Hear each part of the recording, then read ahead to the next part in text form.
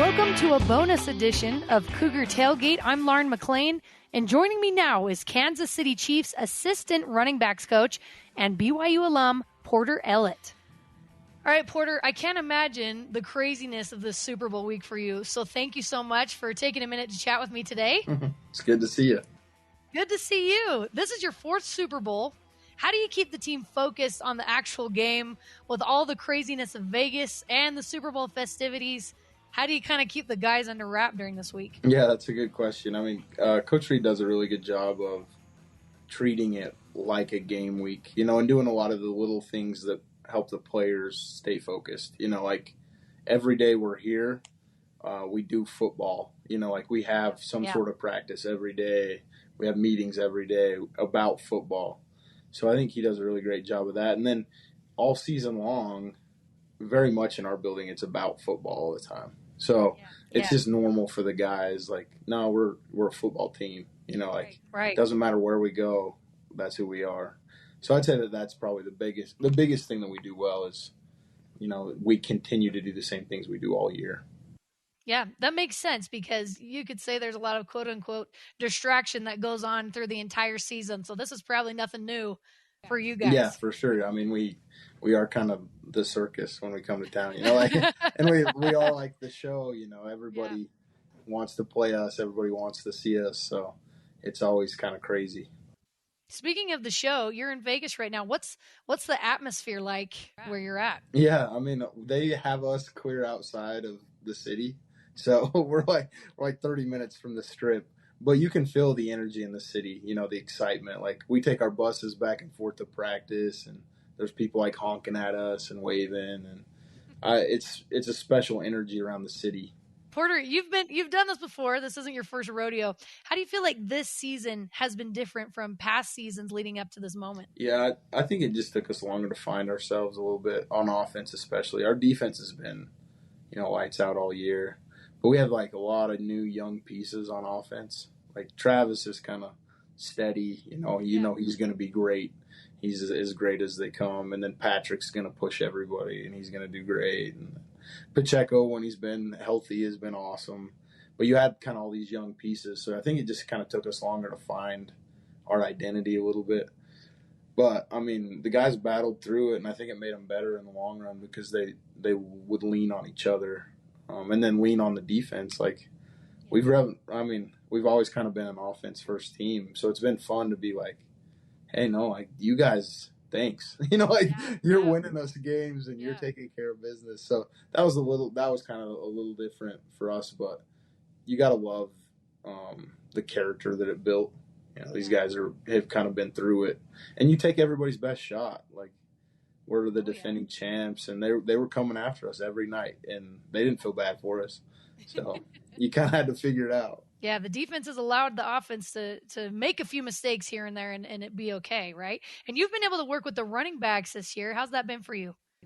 Incredible. It's been great. Great group of guys. I mean, all 6 of them that we have in the room right now are just great dudes. And, there's injuries at the position all the time, and I always felt like all 6 of the guys, you could play. Like you can go in and you can do the job, and we trust you to take care of things. And especially as a running back in, this offense, like Patrick, protecting him is important. And to know, to have him trust the backs and, hey, they're going to do a good job is important for us. So, but it's been phenomenal to work with these guys and the energy that they bring. They're everything you see on, social media or during the game, that's who they are. Like they're themselves, which is fun. I love that. Your wife, Carly, posted a TikTok video sharing a story about how Travis Kelce gave you the Back to the Future Marty McFly self-lacing shoes. First off, do you still have those shoes? You still have those? Yeah, I do. I still have. Yeah, I ended up having a couple pair because he got a second pair, and then they ended up not fitting the person that he got them for. So I ended up with both pairs. But yeah, he's just like that kind of guy, like we had joked around about it. Like, man, the one-arm guy, I should have had those shoes to begin with. Like, they're custom made for me. And he thought it was hilarious, but he paid attention to it and realized no, that's something I could get for Porter. So, and I mean, I tried to get them on my own but you know how Nike is with limited stuff. Oh yeah. So I wasn't able to get him, and then he came through for me, which was really cool. But you gotta love it. Gotta love a guy like that, And then, I mean, the reason Carly posted it was because he was catching a lot of heat for the whole thing with the Ravens and all that. And, like, I do think it is important that people realize how great of a person he is, And then even, like, if he's my teammate, if I'm Patrick, I'm warming up and stuff's in my way. Like, I appreciated that as a teammate, absolutely. too, Like, you love that about him as a teammate, and then you love him off the field for all the good he does. He had to have known he was going to catch some flack for that, but it seems like he's a loyal guy. He's loyal to Patrick Mahomes, and he had his back, right? Yeah. That's what you want. Yeah, I love Porter as a BYU fan. One of my favorite things is when Travis wore that BYU jersey on his podcast, New Heights, and I know you're the guy behind that, right? So he kind of told his perspective on his podcast.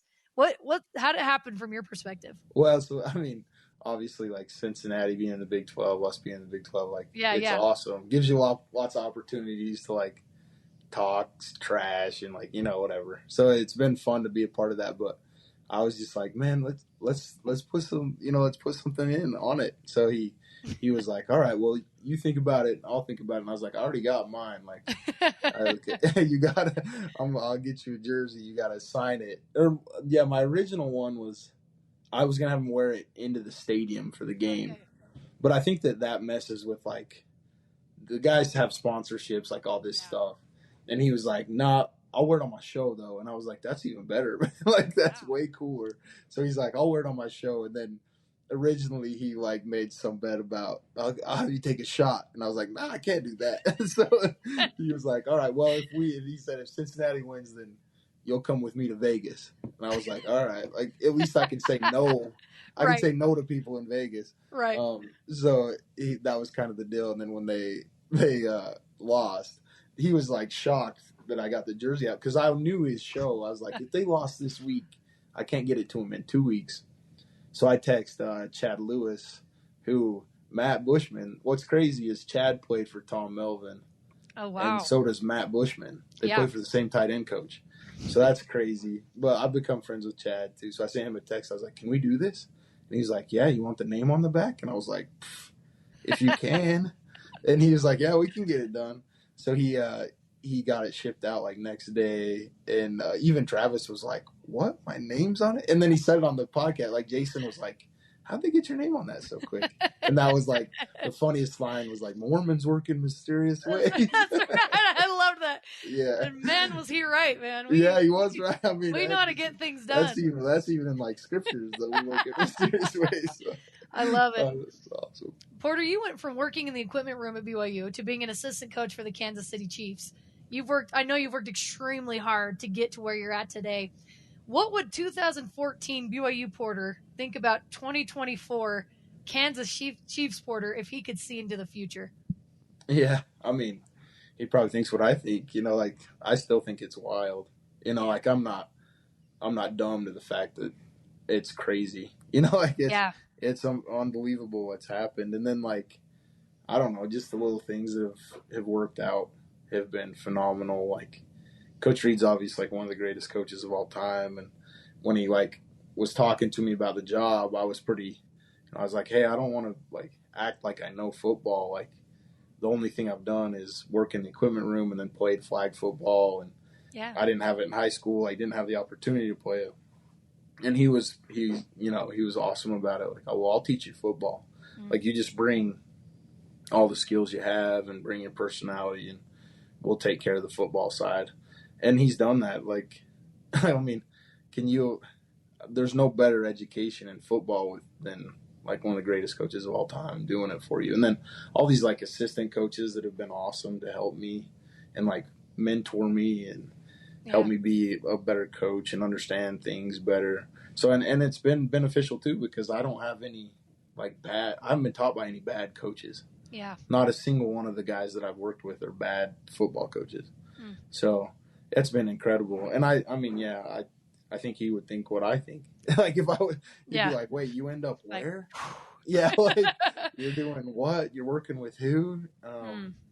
So it's been an awesome ride. And you just try, every day you try to, to live up to the opportunity that you've been given, which I think is valuable, because you don't want to take it for granted. And then you also, the worst thing for me would be to disappoint all these people that have like put time into me, like, and have trusted me to help them be better, or even like trusted me to do anything, no, I like do my best and do the job that they trust me to do, and then make them proud. Well, the sky's the limit for you, because I think it's been an incredible ascent to where you are now in such a short period of time. And I hope you told Andy Reid that you coached the 2014 flag football champions for BYU Intramurals. I don't even know if I did that. You guys took care of business. Well, you were on the sideline. That helped. Yeah, I was supporting. I know you were able to bless your son, Griffin. Is his name Griffin? Yeah, right? Griffin, yeah. Before last year's Super Bowl with Andy Reid, Chad Lewis, and some others. What's it been like for you being a member of the church in the NFL? What's that experience like? It's a really like special brotherhood, I think, as far as the people that get to be a part of it, and then the experiences you share, because it's a different world, really, to be a member in, and it's fun to talk to like Chad or a coach, or Alex Whittingham's on staff here, about Zane Anderson last year, Matt Bush, like all these guys, Dan Sorensen, but like just the experiences that you have in the NFL, and then your ability to share in your own way, share the gospel or your beliefs with people. And then the cool thing for me about it too is all these players hold you accountable as well. Like Porter doesn't drink, like he doesn't do that. He doesn't go to the club, like he doesn't. So if you do ever slip up, or they're like right there, like, whoa. This is against this is against your beliefs. It's like, oh yeah, thanks for reminding me. That's cool. You're right. So I've really appreciated that. And then it's really given me a testimony of like the simple things in the gospel, like just doing the little small things that make a big difference. Like no one's perfect, but those essential gospel doctrines, the primary things that we teach over and over again, those are super valuable, especially here, because they remind you of what's really important, and then the essentials of the gospel. So I've loved that, and I love the brotherhood that it creates with all those guys.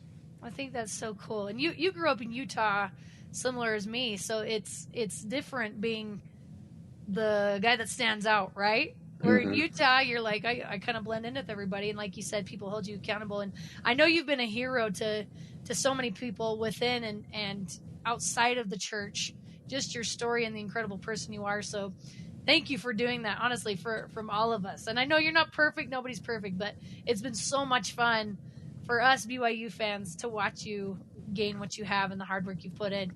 Speaking of BYU is currently ranked 8th in the country in the NFL production power rankings, which is kind of crazy when you think about all the incredible powerhouses of college football that are around the country. A lot of successful players like Puka Nacua, Fred Warner, Zach Wilson, Tyler Algier, Sione Takitaki, that we could go on and on. In your 7 years working in the league, what have you found that it takes to have success? Because it's kind of crazy when you look at these BYU guys, none of them are 5-star, right? But they're having success in the league. What do you think it takes to have that success in the NFL? Well, I think like a beneficial thing for BYU guys is their ability to be, I don't want to say like mature necessarily, but their ability to focus on what's important when it comes to like football. Most of them are married, like a lot of them have kids. Yeah. So they see it as a job, even though they love it. Like it's a game to them still, but it's a job and a profession. And if you can perfect your craft, it really helps you be a successful football player at this level. Like putting the time in to doing the little things week after week and building that consistency is really irreplaceable when it comes to a player's success. So I think BYU's, their players, obviously not all BYU players have that built in, but the majority of them are going to excel and they're going to exceed expectations because of those little things. Like they're disciplined, they're going to be professional, and they're going to work to be more than, maybe what they're graded at. You said it yourself, like they're not 5-star guys, but they play up to that level because of the way they prepare and their focus and their discipline. So that's cool. And that goes across the board. I mean, these players that are uber successful, they're disciplined, they perfect their craft, and they do what it takes to be great. So that's what I see out of BYU guys. Like, one of my favorite examples is Dan Swenson, right? Yeah. Undrafted. I mean, he was here. He's still played in, like, I think the second most playoff games in Chiefs history. Like, he was a phenomenal player, and he did everything he could to get every ounce of talent out of his physical ability, like his body. He did everything. So he's a great example of that. He's Dirty Dan. Yeah, man, and he's dirty tough. You gotta love Dirty Dan. Is that cool for you, Porter, to have these BYU ties to, these guys that come to the Chiefs, like Matt Bushman, obviously Andy Reid, Daniel Sorensen? Is it cool for you to have those BYU ties with you in the organization? Yeah, I mean, because you cheer for those guys. Yeah. Like, I'm a fan of all these BYU players, so when I see them, I'm like, you got to coach them. Yeah. But, like, you're a fan of them, so that's always, like, a lot of fun. And it just reminds me of, because, like, when I was at BYU, like, we played intramural sports, and, like, and I don't know if there's, like, a proper way to say this, but I was, like, kind of a BYU outsider. Like, I didn't grow up in Utah Valley. I grew up in, like, the sticks. I had an older sister who went there, but then, like, my whole family wasn't, like, a BYU family. Yeah. So, I was kind of like an outsider. So, now to be, like, rubbing shoulders with, like, I don't know, BYU royalty is really, like, fun for me, because it's like, like, you guys are awesome. And, like, they treat me as good as anybody. So, that's been really fun for me to be a part of that. And it shows you that, like, BYU is a place where you can have success and you can, like, climb the ladder. Like, it doesn't matter where you're from, or you can go in there and you can become, successful and meet all these, like, really cool people. If I didn't go to BYU, none of this would have happened, So. I love that. Do you and Alex Whittingham ever have some friendly banter? Oh, yeah. Go back and forth. All the time. Yeah, that's a daily occurrence. So. But and Alex is, like, one of my, very best friends when it comes to coaching and stuff. I mean, even outside of coaching, he's one of my best friends. So he's great, and his family's great, and they're BYU. I mean, you want to talk about BYU loyalty? You got to remind him. You always got to remind him. Yeah, you got it in your blood, Alex. Yeah, he does, and we joke around all the time about it. Like, when you're back coaching at BYU, you make sure I get in there too and stuff. So it's fun. But yeah, we always do. And then, when I met Alex, I wanted to hate him because he was Yeah. So I didn't want to like him, and then I got to know him and loved him. His dad, so Kyle. The first time I met Kyle was a preseason game in Seattle. He came up there to the game, and we got an Uber to go to a sacrament meeting at this church in Seattle. And he, like, got in the car, and I remember him just being, like, awesome. And I remember thinking, I was like, you're supposed to be the bad guy. You're supposed to be the bad guy. Yeah, I'm supposed to hate you. And then after I got out of the car, I was like, I totally would have played for the Utes. Like, if I would have been a decent football player, and he would have been like, hey, you know what? I'll give you a scholarship. I would have been like, let's go. So he's awesome. But, I mean, just like you say, I mean, he played at BYU. He was all conference. He was so he's got some Lavelle Edwards in him too. That's right. No, they're a phenomenal family. You mentioned this a little bit before, but I feel like we all have an idea of what Andy Reid is like as a coach from the outside looking in, and us BYU fans feel pride in him and his BYU ties. But, I mean, we see his commercials and his saying nuggies or whatever. Hilarious. But what's it like? What is he really like? What's it like working with Andy Reid from the inside? Yeah, I mean, he's a genuine person. So a lot of that stuff you see is, like, that's how he is. I will say there's a lot of intensity to him. I mean, you see him on the sideline. He has about as close to a Lavelle Edwards scowl as, like, you'll ever see. And he's intense, and he loves the game, and he takes it seriously. And so there's that. And then there's the perfectionist attention to detail, like mastermind sort of thing. Like, he really is, and he's not afraid to try stuff. Like, and he'll take ideas from anywhere. Like that's what was wild to me is like, hey, I saw this. Like, do you think we could do it? Yeah, let's try it. Write it up. Let's see how it works out. And then that's how you end up with like all these wild things. But he's willing to like go there and willing to do that because I think he's seen it his whole career. He's seen like there's not a wrong way to do football. Like some people hate the I formation and like the power offense, and some people hate the spread and the vertical passing game. But there's not a wrong. You can win doing all those. Yeah. So he looks at it and thinks like, yeah, it'll probably work. So wow. I love that about him. And then just like we talk about as far as like he is like a father figure to so many. Like he loves his players, like loves the guys who play for him, and he respects like their effort and everything they put into it, and the players feel that, and then they reciprocate it. Like, hey, coach loves me. I'm gonna play hard for him, and that's been special to me. Like, funny because the guys like there's a lot of rules in the league, or like little dumb things you kind of have to do, and Coach Reed will ask them to, like, hey, I'm asking you to do this. I'm asking you to, and they will do it because they love Coach, not because they like want to keep the rule or because they want to do it. Like they just love Coach Reed, so they're like, I'll do it because he asked. It's like, so you got to love that about him and about the relationship he has with his players. Yeah, that's powerful. Something's going right for him. Obviously, he's doing something right in there. And also you, Porter, thank you so much for taking the time. I know you're extremely busy this week, so go have some fun in Vegas, not too much fun. And That's right, yeah. And good luck on Sunday. Thank you very much. Thanks for having me on. It was good to see you.